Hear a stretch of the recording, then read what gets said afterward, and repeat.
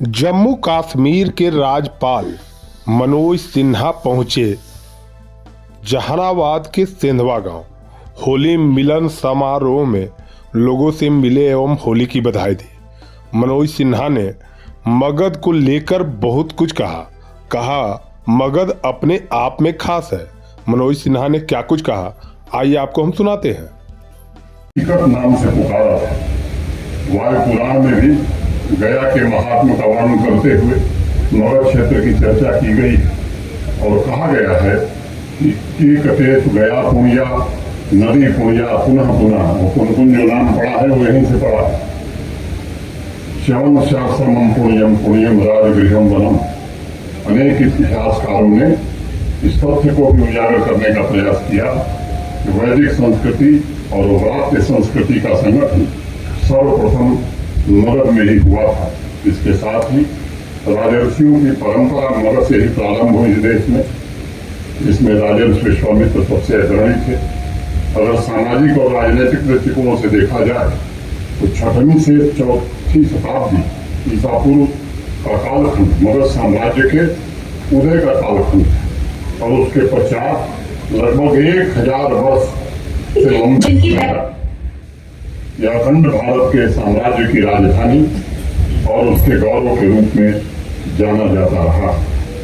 अंगुत्तर निकाय में वर्णित 16 महाजनपदों में मगध ने ही राजनीतिक सर्वोच्चता प्राप्त की थी और इस पूरे उत्तर भारत की राजनीति के केंद्र में इसे लाकर खड़ा किया।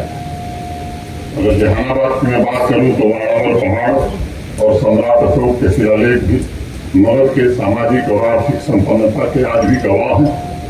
इसी पावन धरती से उद्योग, व्यापार, वाणिज्य और नगर विकास के सिद्धांतों का उद्भव हुआ था इस देश में। एशिया में भूल गया आए अनेक स्कॉलर्स के माध्यम से अनेक देशों तक ये पहुंचा भी।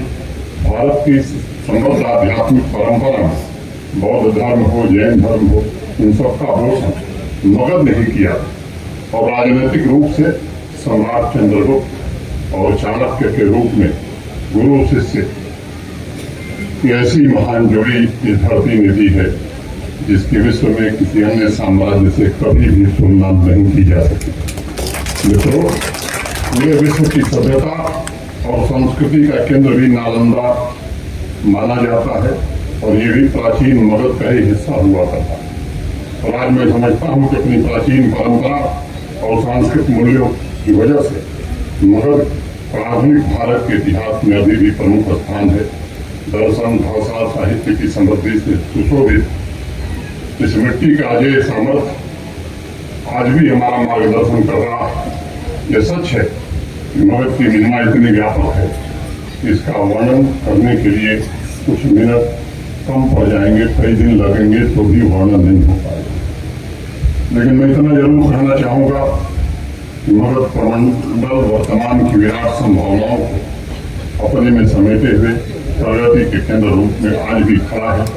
अपनी स्वर्णिम गाथाओं से समाज का पथ प्रशस्त कर रहा है और मैं समझता हूँ, मैं इस बात का जिक्र आवश्यक समझता हूँ कि सामाजिक भावनाओं के संगम के प्रति मगध के शिल्प, संगीत, चित्रकला की विविधता की चर्चा आज भी देश के कोने कोने में है और इसके मूल्य हमें राष्ट्रीय एकात्मता को मजबूत करने के लिए अभी भी प्रेरित करते हैं। एक समय था कि 11वीं शताब्दी में वर्ल्ड जीडीपी में, दुनिया की जीडीपी में भारत का योगदान 35% से ज्यादा हुआ करता था। 15वीं शताब्दी आते आते वर्ल्ड जीडीपी में हमारे देश का योगदान घट करके 25% हो गया और उसके बाद आक्रांता है, विदेशी आक्रांता है, आक्रमण का दौर शुरू हुआ। धन, यश, बल, वैभव सब कुछ लूट कर हमारा ले गए लोग। और जब हमारे महान स्वतंत्रता सेनानियों की प्रेरणा से, उनके संघर्ष और बलिदान से देश को आज़ादी मिली 1947 में, तो 1950 में वर्ल्ड जीडीपी में हमारा जो कंट्रीब्यूशन है, भारत का जो योगदान है, वो महज 4% हो गया।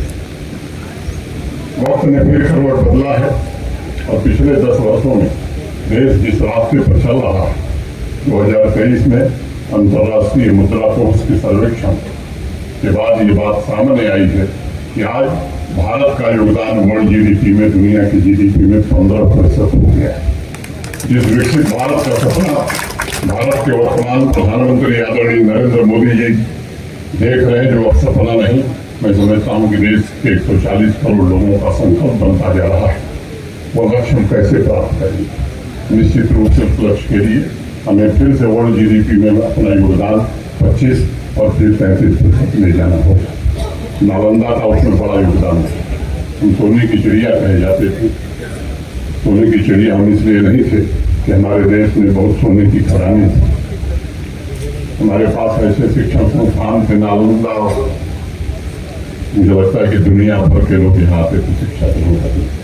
जिस नॉलेज इकोनॉमी की बात आज देश में और दुनिया में हो रही, उसका अभ्यास हमारे पूर्वजों का है। अनेक ऐसे शिक्षण संस्थान थे जहाँ देश नहीं, दुनिया के अनेक देशों से लोग आते थे।